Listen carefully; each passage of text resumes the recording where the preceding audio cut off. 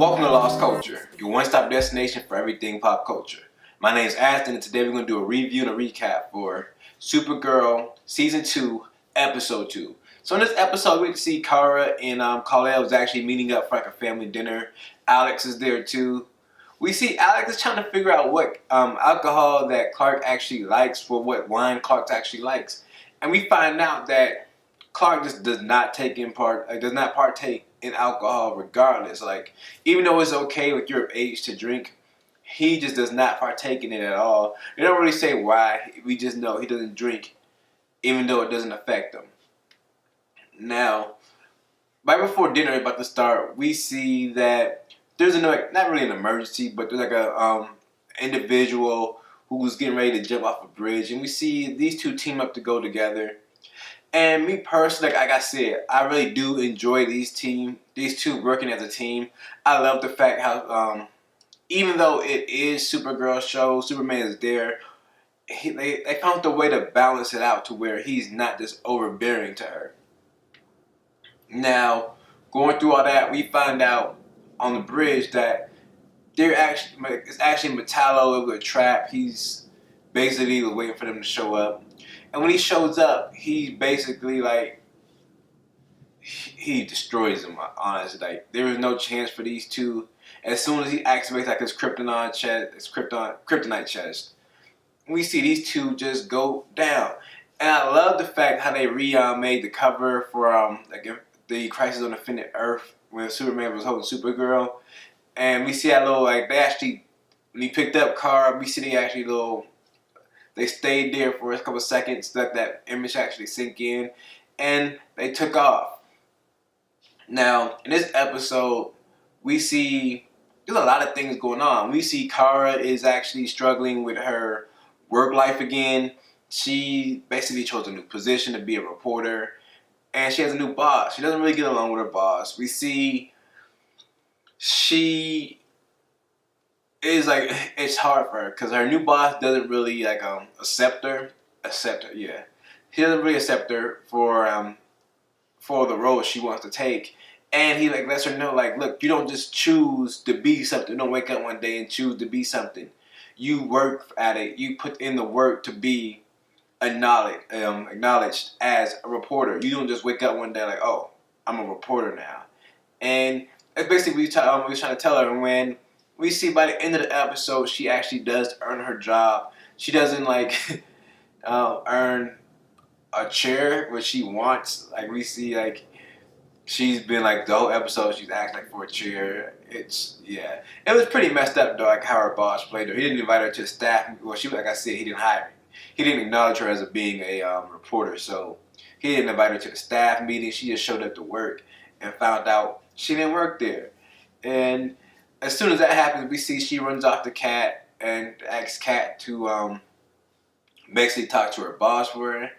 And Kat basically tells her she's not going to do it.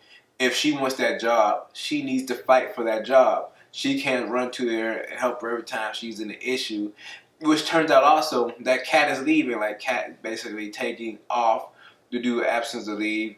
I don't know if it's just to make room for the new woman president. Maybe that's going to be Kara's new I don't want to say supervisor, but mentor, because we know we're losing one powerful woman in Kara's life. We know we're gaining the Madam President next week, so maybe that's why they were doing it, just so they can set up a bond between Kara and the president for the next episodes. And we see it's all doing good right now. And back to everything else, we see Alex and Alex end up getting information. Alex basically gets information that about the kryptonite when she's messing around with Wham.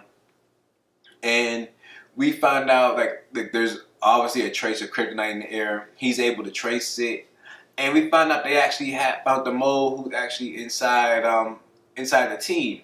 And when they found that mole, they were able to. Well, Alex set up a dummy mission to expose him. Once she does it, the Katniss basically shows up. Obviously, hopefully she didn't use real kryptonite. She didn't use real kryptonite. So when she shows up and confronts the agent, Katniss is right behind her. They kill the agent on sight. They attack her. They don't really kill her or anything. But for me personally, I don't have an issue. Like, I actually like Katniss. I'm more on the edge of, is Superboy gonna come? Basically, I want to see Superboy. Like, if we're having Katniss, anybody that actually knows about Katniss knows this is the origin of Superboy. So we haven't heard anything about Superboy. We know we just got mon-el this season. Mon-el actually just woke up this episode. So hopefully we get to see like Superboy. That's what I'm hoping for, man. Like, that's by the end of the season, get a get a Superboy. Maybe even get like, even for season 3, it could be at the end of this season. Maybe beginning of season 3, we get Krypto. We get Superboy. I don't know why I'm gonna call him Krypto.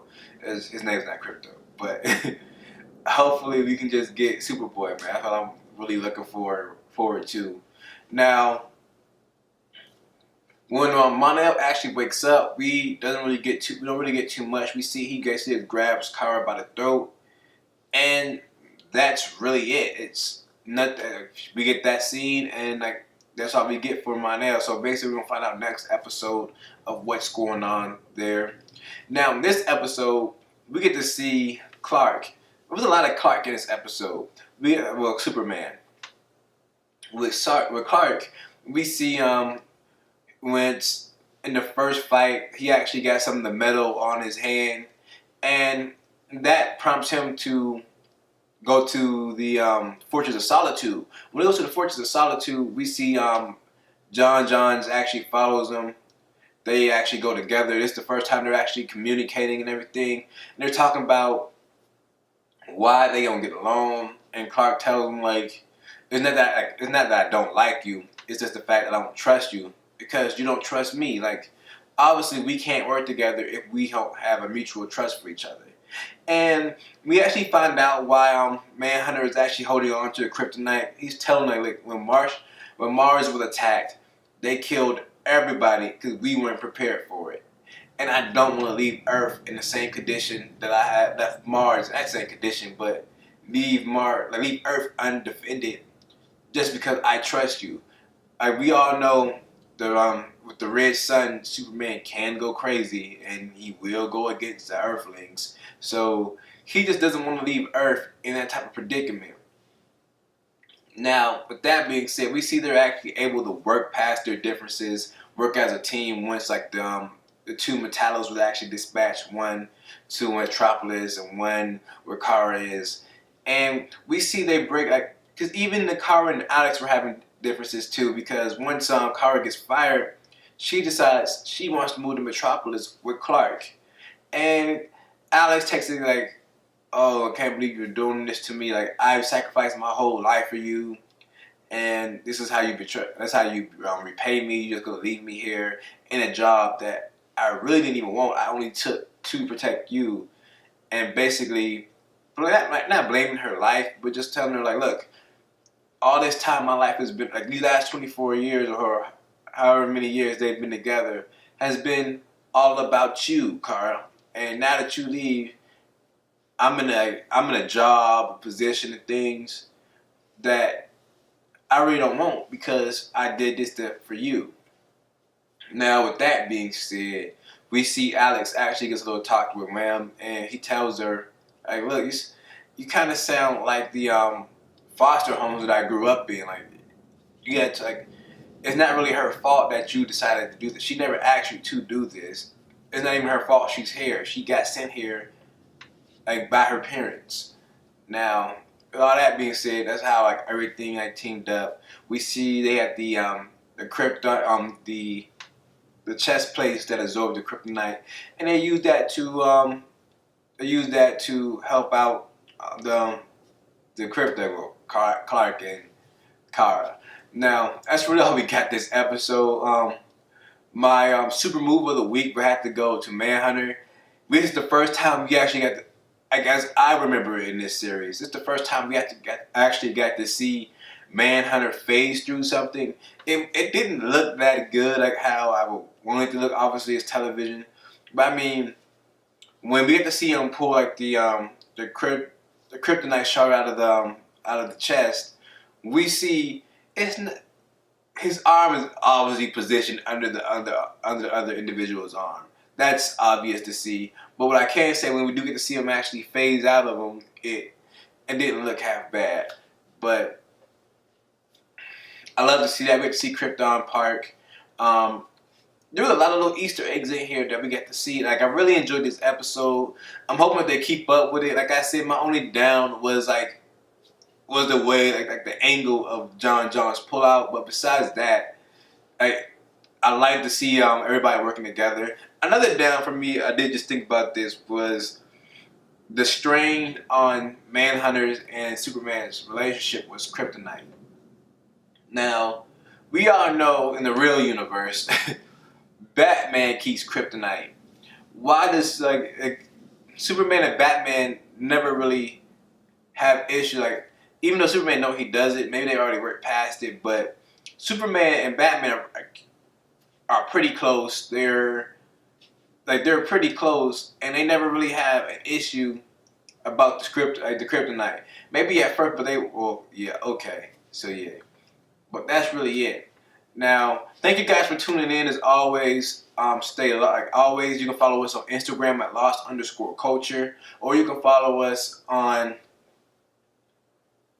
Twitter at lost_culture TV, or you can follow me on Instagram at saint_Aston. As always, stay lost.